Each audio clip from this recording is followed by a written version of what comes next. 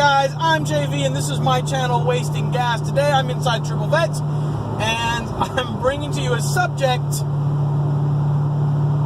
lot of people don't like talking about. And yes, it actually happened to me. As you can tell by the title,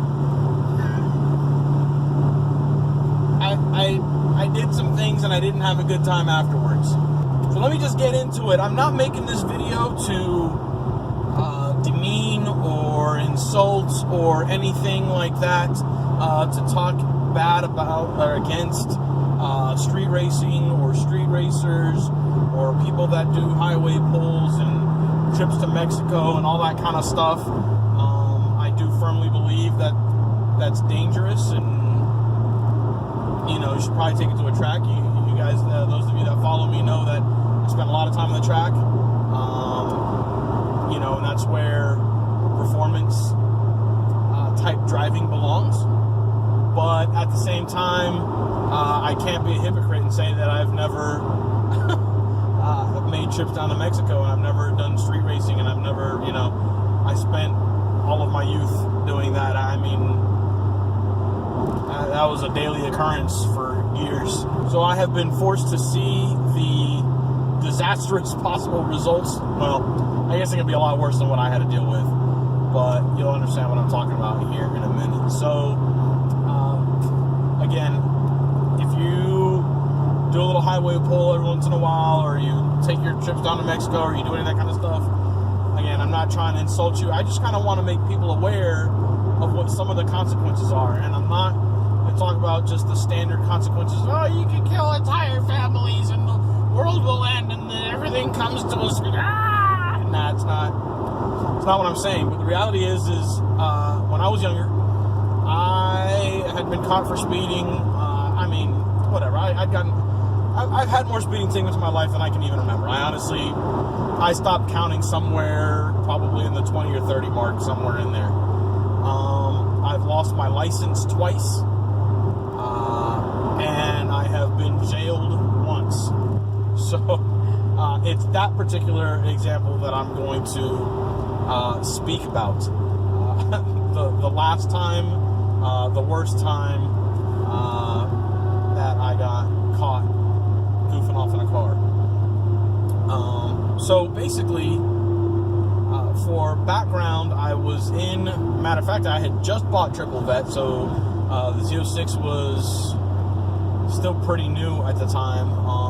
I'd only had it for a few months, or rather new to me. I'd only had it for like 2 months, I think. And I had actually, in my last Corvette, my yellow C7 that I had cammed, I don't know, maybe a month or so prior, I had gotten a reckless speeding ticket, which I ended up fighting with a lawyer and got reduced and kind of whatever. Spent a little bit of money, but no big deal. The reality is that's kind of how I felt my entire life in cars. Like, whatever, it'll cost a few bucks, and you know, maybe they take my license, and I drove off, you know, without the license anyways. I just kind of minded my manners for that month or two, and I really didn't care. You know, the reality is that I just didn't care. I didn't quite realize just how bad or how serious it could be. The consequences, the legal ramifications of speeding and racing and all that kind of good stuff. So to me, it was okay, whatever, it's a fine, it's money, who cares? I'll spend money, and like I said, you know, I'll lose my license, and whatever, so what? It doesn't really do anything. It's, who cares? Yeah, well, I didn't know. I didn't know how bad it could actually get. As I merge on the highway, I see a C5 Z06 on the interstate, and I pull up next to him, and we kind of wave and everything, whatever, and he gooses it a little bit, and I hear a supercharger, and oh, it's supercharged. Oh, well then, this just got interesting, right? So we end up kind of cat and mousing. There's a few cars. We kind of got around them quickly, get to an open stretch of the highway. We forget to go down to Mexico. Big mistake. And in that just kind of goosing it around through traffic, I pull up next to him, and he's shaking his finger and points back.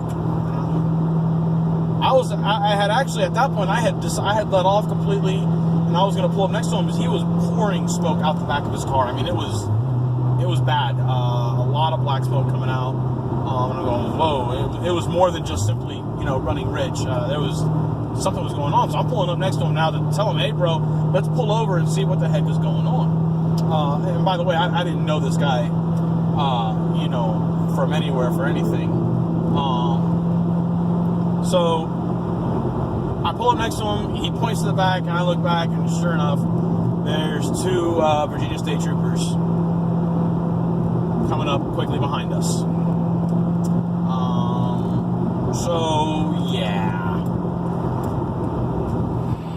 At that point, okay, well, it is what it is.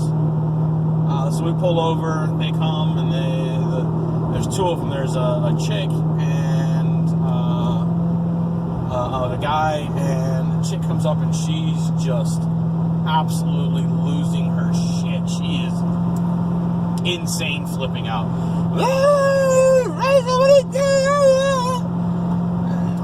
Here's the thing. I had no idea how long they had been behind us. I still to this day have no clue where they were, where they saw us, no idea. We crossed a bridge, so I really don't, I don't know. To this day, I have no clue where they were. Not that really necessarily matters.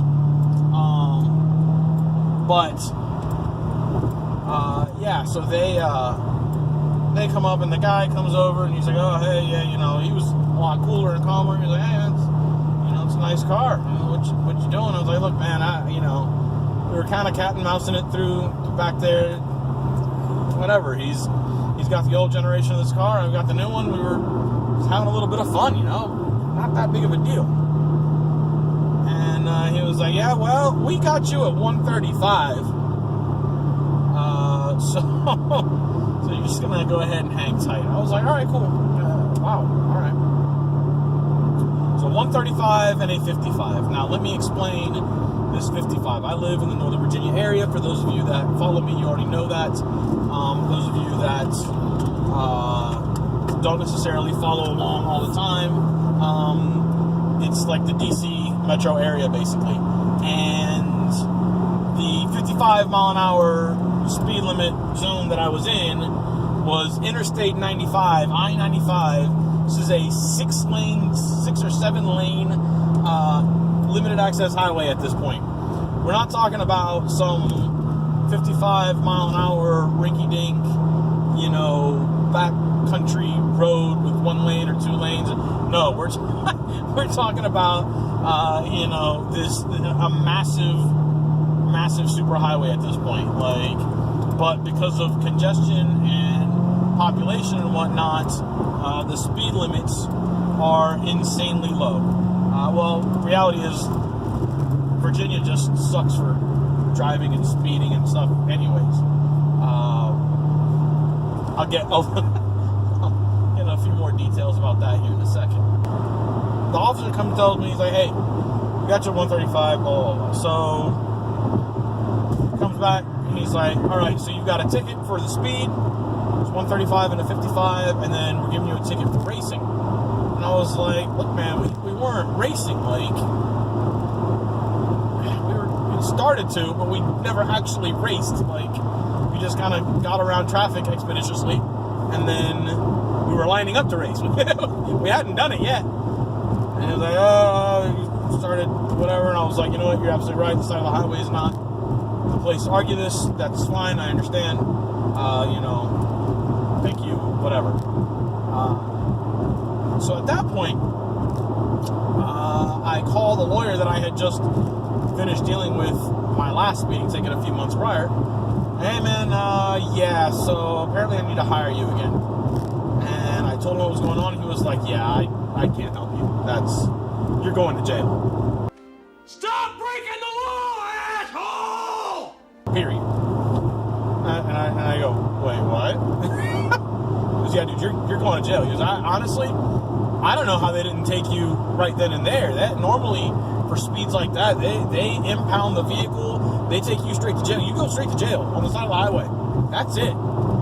He goes, I don't know. You must have been super respectful or super nice or he goes, I don't know. Whatever you did, but you should have gone to jail then. You're going to jail. I was like, all right. So then what do I do? What are my next steps? He was like, you need to find another lawyer. And he was like, that is above what I deal with. Oh.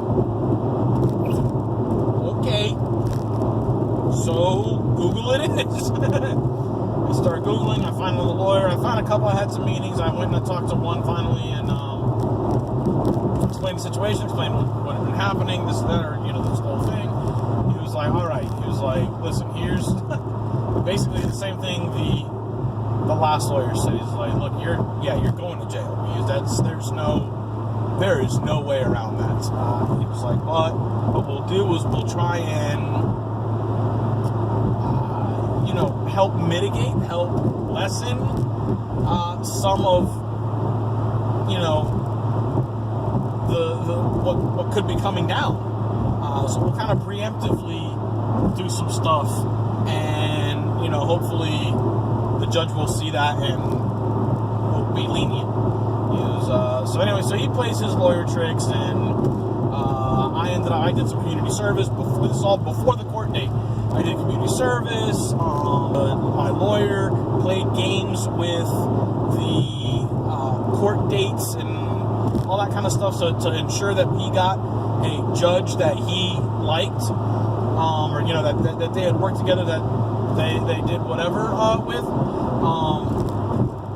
and so he played those games. He did all that kind of good stuff. So come the court dates,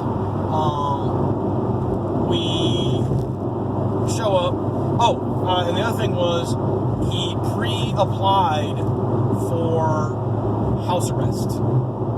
Super important. Anyone that may be watching this video, getting ready for court for a similar situation, get yourself pre-approved for house arrest. It significantly reduces the time that you have to spend in actual jail.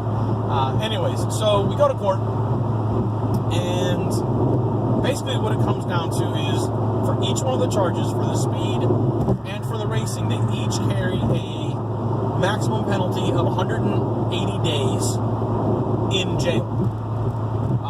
Plus then whatever fees, fines, they could take my license, all kinds of stuff. So if you do that math, it's 360 days. That's almost an entire year in jail for what amounts to a 4-second race. 4 seconds of fun, rather. Every time that I tell a story, I'd say, it was for 135 and a 55, and everybody just goes flabbergasted. Like, oh my God, that's insane! And I started, I was thinking about it. I'm going, why is everyone always so blown away by this? And then I kind of realized, and it's, when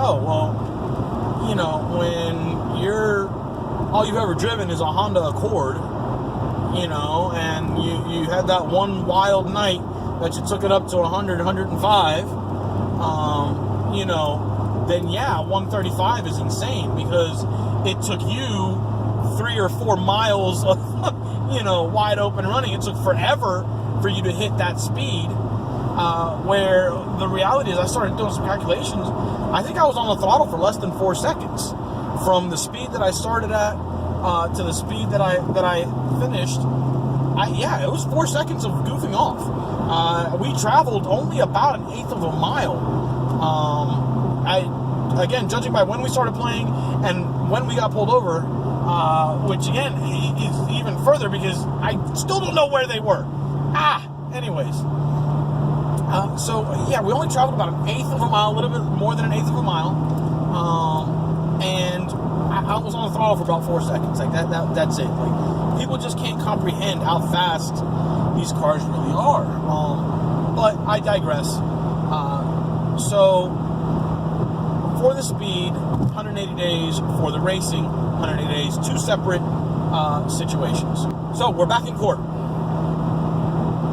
Lawyer's playing his tricks, doing his stuff. After I paid him an exorbitant amount of money. And basically what it comes down to is the DA is absolutely hell-bent on getting me the maximum on both fines. He wants me to go to jail for a year. For a year. For this little race.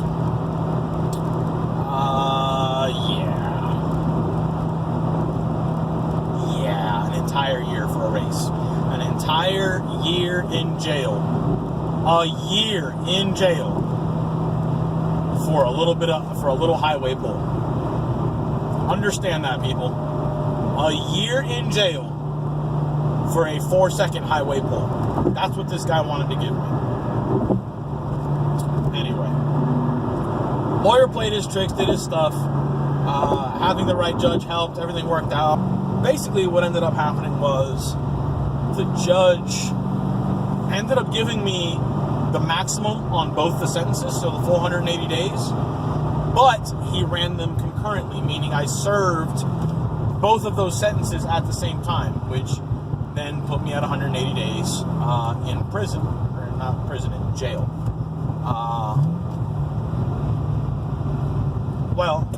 For those of you that don't know how the jail system works, you only serve half that time. Is what's actually required, and then if you're, good behavior, then you serve half of that. So you actually only end up doing a quarter of the time, which for me was 40 days is what I ended up having to do, what I ended up having to worry about.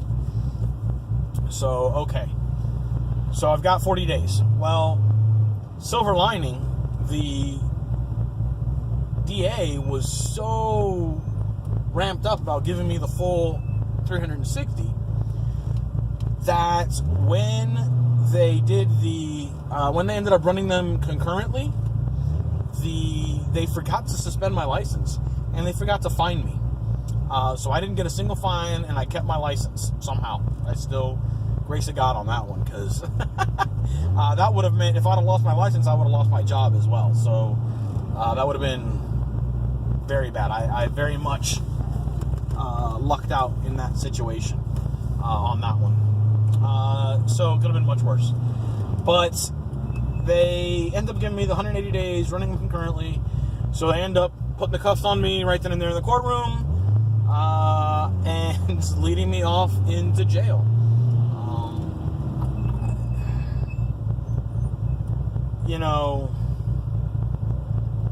Jail was, it was not a good experience. I don't know, the reality is it's, I've done worse in the military. I've done worse, I've been through worse situations, but it definitely worked on me. And what I mean by that is, imagine, you have one child and you put him in timeout or you put him in the corner and that just destroys his entire world, and that scares him straight, and that's enough, and he never does that thing again. And there's other kids that you put them in corner and timeout, and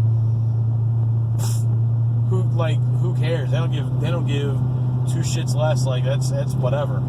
Well, jail was my corner, and it worked very much so. Wherein I met some very unsavory people in jail that could care less. It is one guy I met was excited, couldn't wait to get up in the general pop so that he could have his.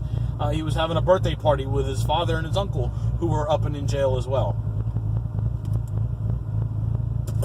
I don't even. That's something I can't even comprehend. I don't even. Holy hell.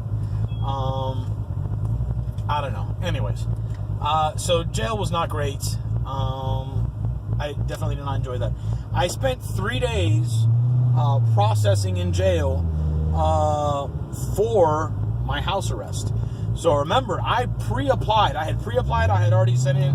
They had already done background investigations. They had already done all this stuff on, getting me set for house arrest. There's a whole process that goes into it.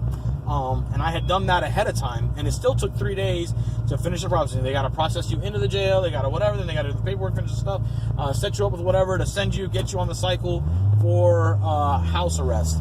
And it sucks. I met some guys in there that had been going through the process for 3-4 weeks from inside jail. They didn't do it ahead of time, and they started doing the process once they got in. And yeah, I mean, he was coming up on about a month in jail at that point, still trying to get on house arrest, or like a work release program. They have both. They're a little bit different. So it still took me 3 days to finish this process. Part of the process was they're doing these interviews, and they come and talk to you, and they talk to you about what you did and what's going on, and this and that. And so I get the sheriff, the county sheriff comes up, and he's like, all right, yeah, you know, what'd you do? I was like, oh yeah, you know, I was racing, blah, blah, blah. And he's like, he goes, oh wow, well, how fast were you going? I was like, oh, they got me at 135. He goes, holy hell, that's awesome, dude. Was that on a bike? I was like, and I'm sitting here in my overall thing, like onesie jumper with my handcuffs, and so I'm going, this isn't cool, dude. What are you talking about? And I was like, no, it wasn't on a bike. It was in a car. Like, oh my God, in a car? What the hell kind of car do you drive? Dude, this isn't cool. Like, I'm glad you're enjoying this. I was like, I've got a Corvette. And, he was like, oh man. He goes, hey, Billy. I don't remember the name of this guy. Whatever. Hey, check this guy out. And there's like 3 or 4 of them in there, all like shaking my hand and high-fiving me. For having done 135 in my car. Whatever. Anyways. Fools. It's funny now, many years later. Not then. Not then at all. We finished the interview, all that kind of good stuff. Great. End up getting processed, do all the house arrest.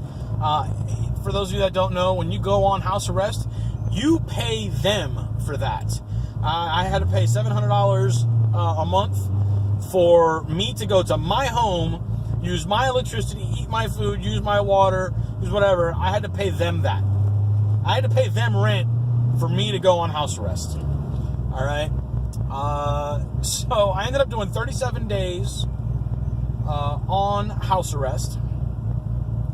And so I did, the 40 that I had to do, 3 I spent in jail, and 37 was my remaining balance, and that is, of course, assuming that I am a good little inmate and I don't do anything wrong. If I do anything wrong, they start adding, tacking on time from my sentence. And then if you do anything wrong in the time that you're like probationary, that time in between, then they send you back to jail. The process is pretty nuts. So when you get put on house arrest, you get the ankle bracelet, with the little doohickey, and I'm sure there's different systems out there, but the one that Fairfax County uses, basically, I was able to walk. I live in a townhouse. I could basically get to like the end of the row of houses and back up, like not very far at all. I could get my dog. I could walk her, just a little bit out front so that she could do her business. But that was about it. I couldn't leave. I couldn't do anything. They had approved me for work release, which means that you can put in times, hours, and the route that you would travel and whatnot.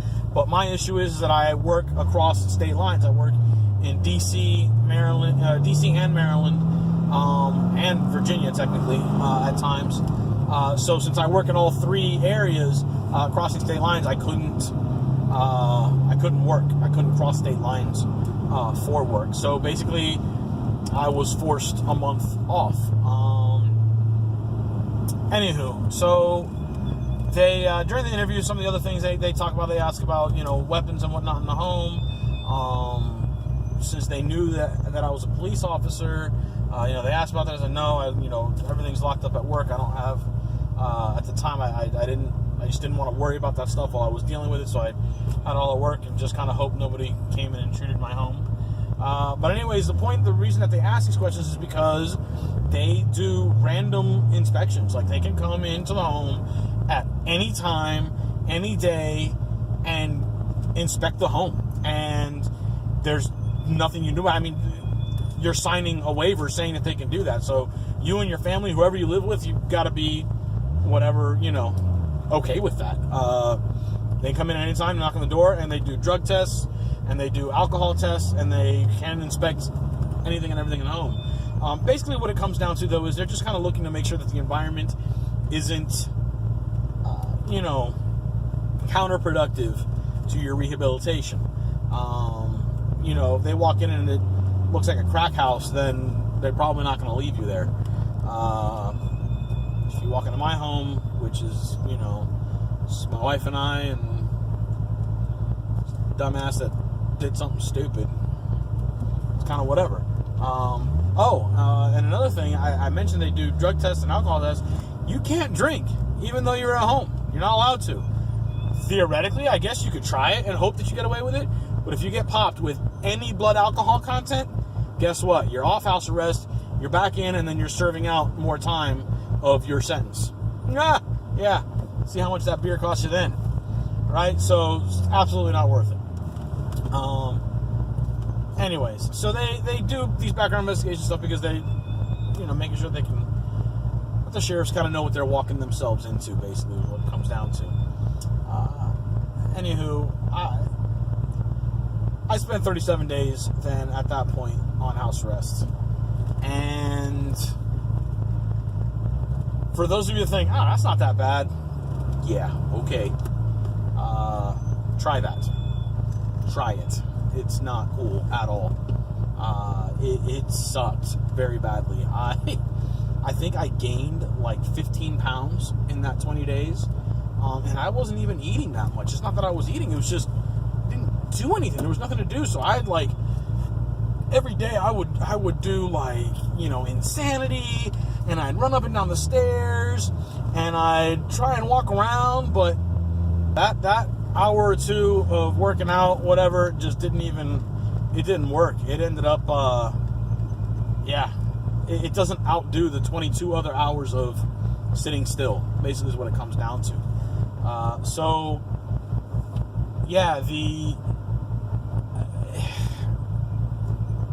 It sucked, alright? That was back during, I forget which Call of Duty. Was it Advanced Warfare or Modern Warfare 2 or 3 or something? It really doesn't matter. I prestiged like 5 times in that time frame. I've watched every movie ever made. It was not good. I painted the whole house. Got a bunch of crap around the house done that my wife and I had been putting off since buying it. It was pretty nuts.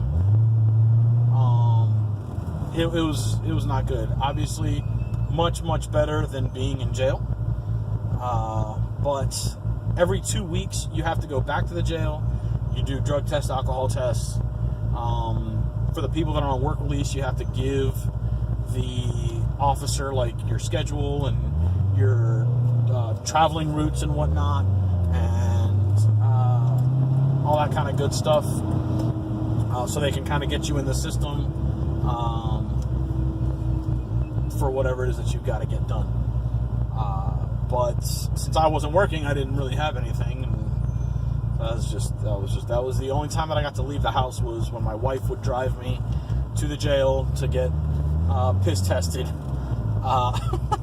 every 2 weeks. So that sucked. Anyways, all in all, I ended up, I did 3 days in jail, 37 on house arrest.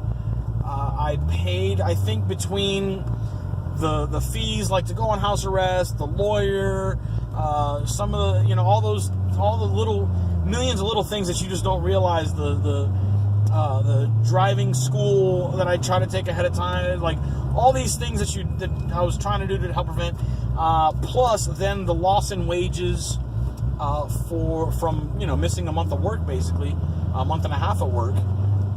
It came out to around 10,000 some odd dollars that I spent during that whole situation.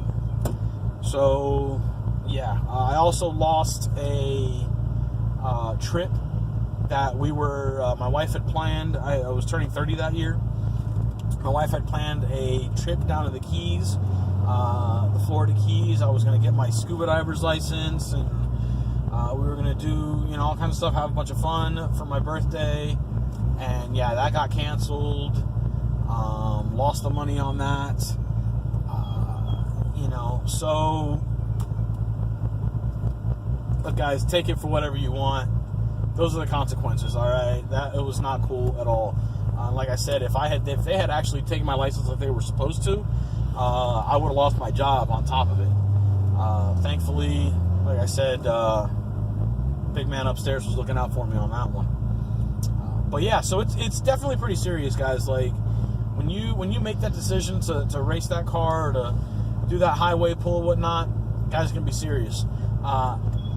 Virginia is one of the worst states when it comes to speeding and these kinds of things. For example, in Virginia, 80 miles an hour is reckless. It doesn't matter what the speed limit is. There's a few places down south and out west in the state where it gets up to 70 miles an hour, more the lesser populated areas, where the speed limit will be 70.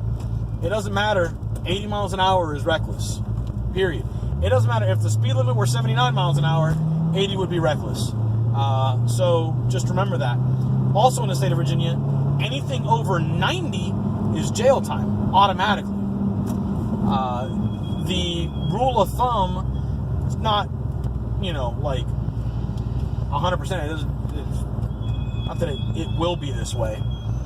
But the general rule of thumb for people with normal records is a day in jail for every mile an hour over 90. And then, whatever fines and license suspensions and blah, blah, blah that comes along with that. People with a record like mine, not so much. I got the full brunt. So, yeah, it's definitely, like I said, guys, it's a pretty serious thing. Again, you make your own decisions. If you're driving, you're an adult, or at least close enough to being an adult. I'm not going to tell you what to do with your life. But I just kind of wanted to talk about some of the realities of the consequences that could happen. I'm certainly not proud of that. Since that time, I don't know that more than maybe 2 or 3 times have I been over 80 miles an hour. And this was, I don't know, like 4 or 5 years ago, something like that, 5 years ago. 75 miles an hour is about the max that you're going to get out of me anymore. I don't mess around. I haven't gotten to a single street race since that time. I haven't gotten to a single highway pull. I haven't done anything. So, yeah, I definitely learned my lesson on that one. That one was what it finally took for me to realize and stop with the error of my ways. So that's what it finally took for me to realize that they're being serious. I'm sure that there's plenty of places in the U.S. that aren't as harsh as this area in Virginia. And apparently I was in the worst county for it. For example, most counties in Virginia have a courtroom that deals with traffic infractions 3 days a week. And Fairfax has 6 courtrooms that deal with traffic infractions every single day of the week. So do the math on that. They really hate speeders and traffic infraction violators or traffic law violators in Fairfax. So definitely, if you live in this area, don't do anything dumb in Fairfax. That's what they look for, period. That's all there is to it. Anywho. All right. All that horrible story out of the way. Leave comments below if you've had similar situations. Let me know how you dealt with it or what happened with you. How horrible Virginia is, or maybe your state's worse and you had to deal with something a lot worse.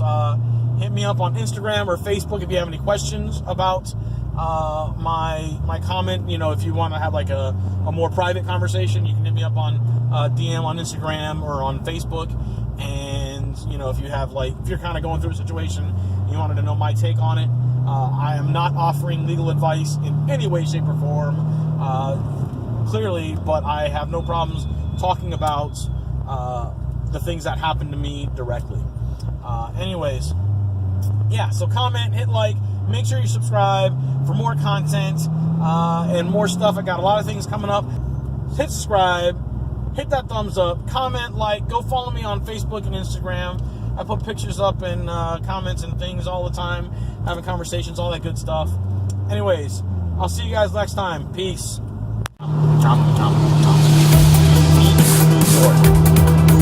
Eat New York. Blah, blah, blah, blah, blah, blah, blah, blah. Snow globe. Snow globe. Me, my, me,